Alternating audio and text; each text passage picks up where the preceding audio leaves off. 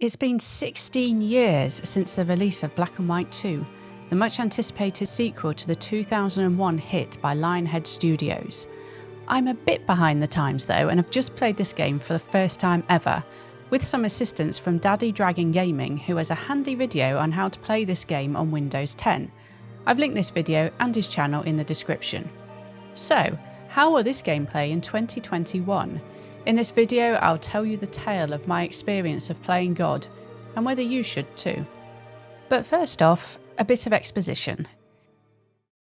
In Black and White 2, the player takes on the role of a god, to help the villagers who invoked him. The player develops the type of god they are, by either fulfilling their good or evil desires. Trying to influence these decisions and guiding you through the game is either God sitting on some cotton wool, or a New Yorker devil who likes to tug on his nipples. The difference between this and other civilization-like games is that the player is physically represented in the world with a creature that they can choose at the beginning of the game. As a lover of cats, I naturally chose the lion. The creature can grow to an immense size and adopt a good or evil persona based on how the player rewards or punishes their actions. In addition to the god simulation and city building elements introduced in the original Black and White, Black and White 2 also features elements of real-time strategy gameplay, with the addition of controllable warfare and fighting units. Although on release the game failed to meet publisher EA's sales expectations, it is still highly regarded by fans and critics alike. This is despite Lionhead juggling far too many projects at the time and not being able to put their full focus into the game. For more information on that though, take a look at my video on Lionhead Studios and the Fable franchise. But enough of the shameless plugging. How did I fare when I tried this game for myself? I've been informed by fans of this game that the original disc copy came with a physical guide, which I don't have. So I'm very much going in blind, a recipe for chaos in a game like this. To start off with, you're shown the basic movements by your two guides. All of this is done with the mouse, so it's pretty straightforward and not much to go wrong. I couldn't help but think I resembled a giant version of Thing from Addams Family though. Following this short tutorial on a tiny island, I then moved on to the second island that is under attack by Aztecs and King Kong. I was able to save some civilians via a portal and needed to establish a village for them to live in. I did come across a few challenges with the controls here. I pressed the wrong mouse button when trying to move. It looked like I was trying to mark out an area, but I couldn't cancel or undo it. I found out later that I was in fact trying to construct a road. You just need to shake the mouse to cancel this, but it seems to be a bit hit and miss. Adjusting the DPI down a bit did help, but I did find that this was a persistent issue over the 10 plus hours I've sunk into this game so far. At the time though, I could not for the life of me work out how to cancel building this road, so I just restarted that area and had to watch an unskippable cutscene and start again. There isn't really much of an on-screen menu, which was intentional on Lionhead's part. A big development to the genre Peter Molyneux made was to make the game more immersive by getting rid of, these on-screen menus. Personally, I found it a bit annoying to navigate and would rather have had something that it spans out a bit more and is easier to use, but it's not too bad once I got the hang of it. After attacking and taking over a neighbouring village, I also couldn't work out how to get rid of the flag that controls my army, so naturally I attacked every village in sight and hoped for the best. I conquered a further 2 villages. One seemed to thrive quite nicely, but the other wanted to breed, but seemed to have no people in it. So I set to work building to try and join this village to the other one, so that people could just wander over, all whilst apparently being evil for not looking after said village. I know reflecting back on this I sound like a complete idiot, and I could have literally just picked up villagers from one village and dropped them off in this neighbouring one. But all of this is just part of my learning process, alright? On this island, I was also introduced to the creature I chose at the beginning and taught how I can influence his behaviour.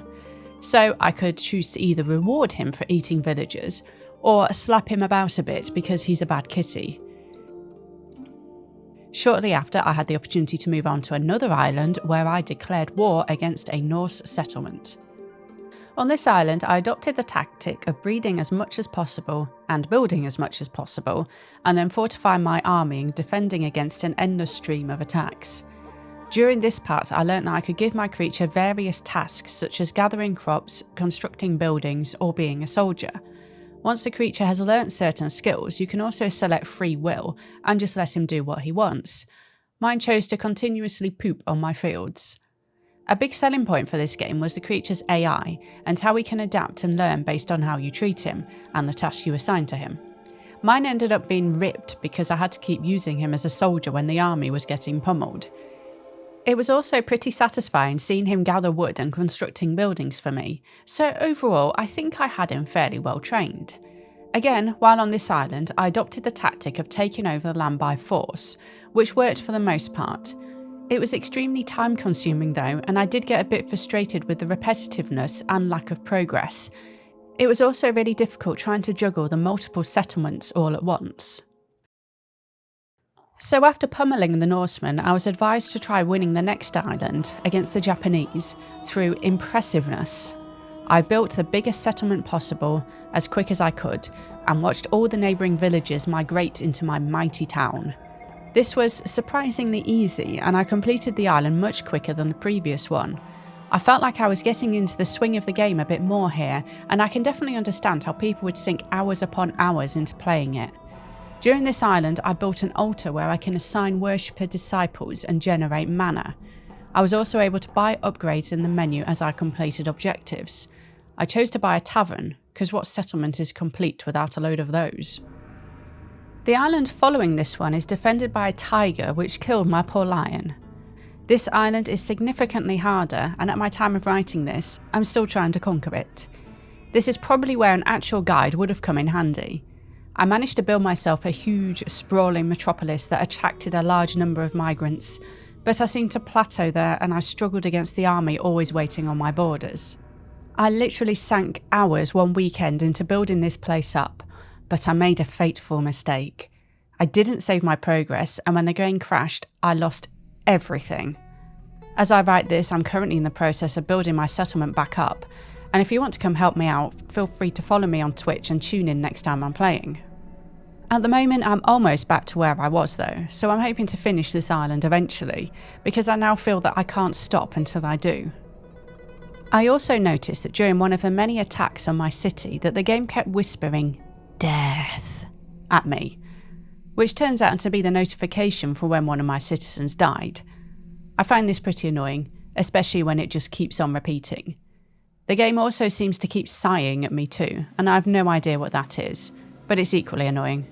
I'm sure it's something significant I should probably be paying attention to though. As for my final verdict, or verdict in progress I suppose, I feel like I've developed a love-hate relationship with this game that I think will continue for a long time to come. I find it in equal parts frustrating and addictive. I'm quite impatient by nature though, so a slow burner is not normally what I would choose to play. The end result though has me been playing it for hours at a time trying to win the land.